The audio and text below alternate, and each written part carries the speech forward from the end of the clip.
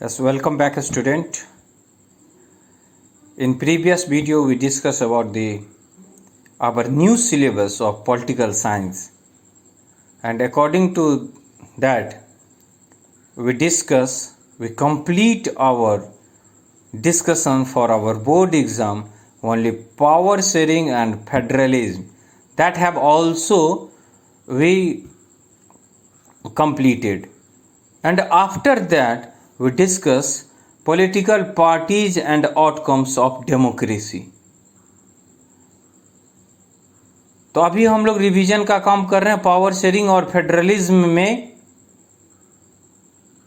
इससे पहला वीडियो जो हुआ था उसके बाद आज का जो हमारा रिवीजन है वो मेजोरिटेरियनिज्म इन श्रीलंका है.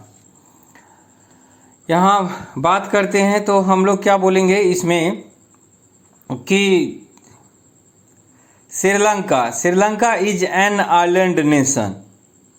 अब ऑप्शन यहीं से क्वेश्चन बनाएंगे कि श्रीलंका इज एन आइलैंड को स्पेस डाल देंगे और वो आपको भरना होगा. तो island nation just a few kilometre off the southern coast of Pakistan, Tamil Nadu, Chennai, जो भी देंगे तो वहाँ पे आपको याद रखना होगा तमिलनाडु.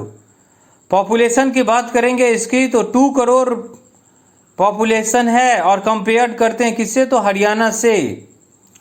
श्रीलंका जो है वो डाइवर्स पॉपुलेशन को फॉलो करता है same just like southern Asia region. In previous video we discuss about the ethnic composition of Sri Lanka, that is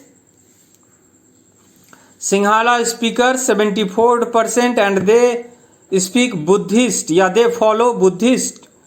Tamil speaker 18% is divided into 13% and 5%. 13% whose person that the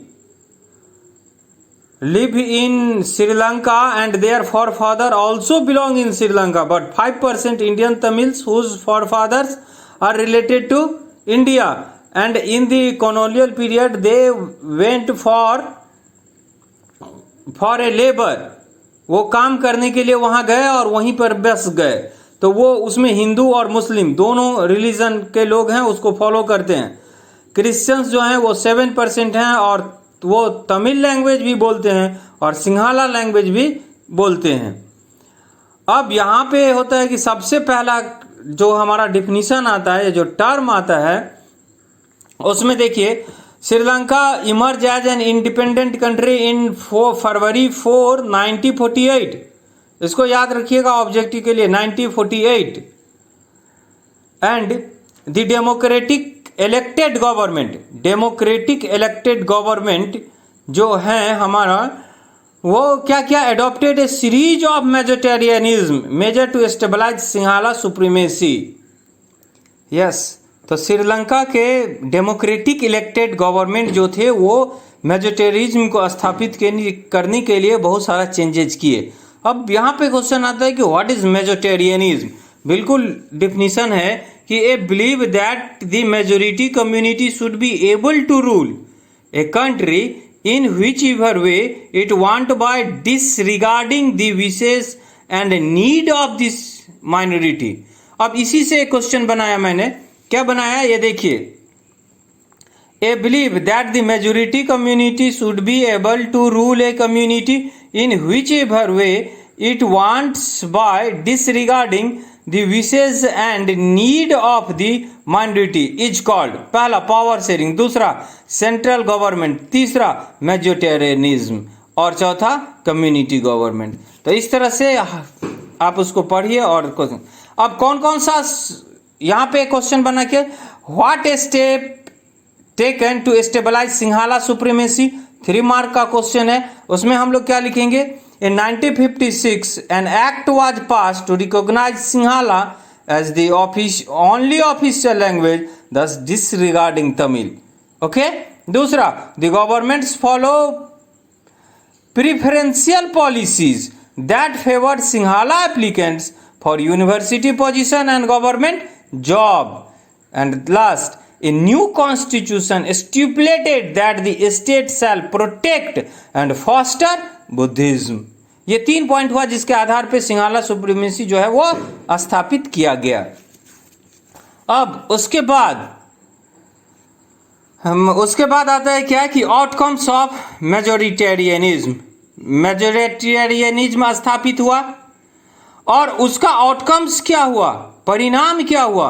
पहला, gradually increase the feeling of alienation, अलगाव की भावना, मतलब alien बोलते हैं ना, दूसरे ग्रह से लोग आया, एलियन। तो उसी तरह की बात हुई यहाँ पे कि उन लोगों में जो है वो अलगाव की भावना उत्पन्न हुई।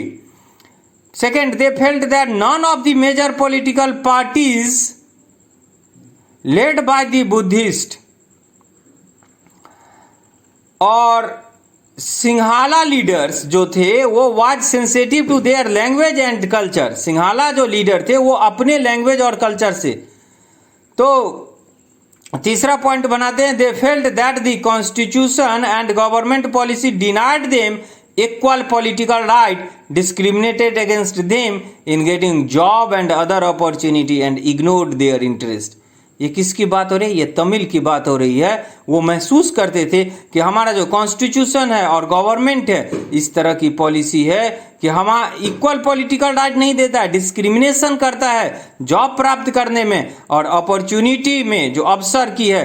अगर आपको मालूम होगा तो डेमोक्रेसी में है इक्वल अपॉर्चुनिटी, अवसर की समानता, एंड इग्नोर देयर इंटरेस्ट। चलिए नेक्स्ट पॉइंट में, as a result the relation between the Sinhala and the Tamil communities stand over time, और भी समय के साथ और भी कड़वा रिलेशन बनते गया इनका। The Sri Lankan Tamil launch parties. अब यहां से क्वेश्चन बनाते हैं कि श्रीलंकन तमिल ने पार्टीज क्यों बनाया, तो उसका आप उसमें ऑप्शन आपको मिलेगा, और इससे पहले मैंने वीडियो बनाया था उसमें है, the Sri Lankan Tamil launches parties and struggle for the recognition of Tamil as an official language for regional autonomy, क्षेत्रीय स्वायत्ता, एंड इक्वालिटी ऑफ अपॉर्चुनिटी, अवसर की समानता, in securing education and job. University में उनको रिजर्वेशन था सिंहाला को, और जॉब अपॉर्चुनिटी में तो ये भी मांग की। उसके बाद by their demand for more autonomy to provinces populated by the Tamil was repeatedly denied।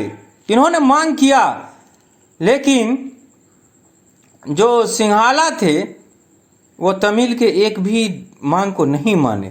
उसके बाद क्या हुआ, इन 1980 several political parties organized were formed demanding an independent Tamilism, यानी independent Tamil state in northern and eastern part of the Sri Lanka. अब यहां से आपका बनता है कि नॉर्थर्न एंड ईस्टर्न पार्ट ही क्यों, क्योंकि अगर इस डायग्राम से भी आप देखेंगे तो तमिल बोलने वाले जो लोग थे वो नॉर्थर्न और ईस्टर्न पार्ट में ही ज्यादा। चलिए उसके बाद the distrust between the two communities turn into wide spread conflict. ये जो इनके बीच में जो करवाहट था, जो डिस्ट्रस्ट था, वो अब बहुत जल्दी कन्वर्टेड हो गया सिविल वार में। अब ये 1980, ठीक है। इससे एक रिलेटेड डेट है कि 5 मई 1976 को लिबरेशन टाइगर्स ऑफ तमिल इलम LTTE का निर्माण हुआ 5 मई 1976। ओके, अब देखिए सिविल वार, और सिविल वार का जो ड्यूरेशन है वो देखिए श्रीलंका में 23 जुलाई 1983 को शुरू हुआ और 18 मई 2009 को खत्म हुआ। देखिए कितना लंबा ये ड्यूरेशन है। अब सिविल वार हुआ तो क्या हुआ, as a result thousands of people of both the communities have been killed. ऐसा नहीं है कि एक ही का, तमिल सिंहाले वाले का ही हुआ या तमिल का, दोनों कम्युनिटी से। Many families were forced to leave the country as refugee. वो अपना जीवन अब मजबूर हो गए रिफ्यूजी की तरह बिताने के लिए। And many more lost their livelihood. जैसा कि आपने 10th के इकोनॉमिक्स में पढ़ा कि Sri Lanka excellent record of economic development, education and health, but the civil war has caused a terrible setback to the social culture and economic life of the country. Civil war आया और सभी को बर्बाद करके गया, जिसपे उनको नाज हुआ करता था, जो भारत से अच्छा पोजीशन उस समय में उनका था इकोनॉमिक में और डेवलपमेंट में। अब देखिए 16 मई 2009 उस समय के जो प्रेसिडेंट थे उनका नाम है महिंद्रा राजपक्षे। उन्होंने क्या अनाउंस किया कि 26 साल से चले सिविल वार और LTTE के खात्मे का ऐलान हुआ। देखिए श्रीलंका में शुरू से ही तमिल का और सिंहाला का योगदान है। क्यों योगदान है? देखिए श्री आया है सिंहाला से और लंकन टर्म आया है तमिल से, तब बना है श्रीलंका। और इसका पहले जो नाम था ब्रिटिश क्राउन के समय में, उसका नाम है सैलोन। समझ रहे हैं बात को? सिविल वार के बारे में एक लाइन यहां पे डिफिनीशन है, war between group of people who lived in the same country. Okay, ये हुआ आपका मेजिटेरियनिज्म इन श्रीलंका। इसमें मैंने ये पूछा कि बताया आपको यहां पे कि कैसे मेजिटेरियनिज्म श्रीलंका में स्थापित हुआ, आउटकम्स क्या हुआ और उससे रिलेटेड। तो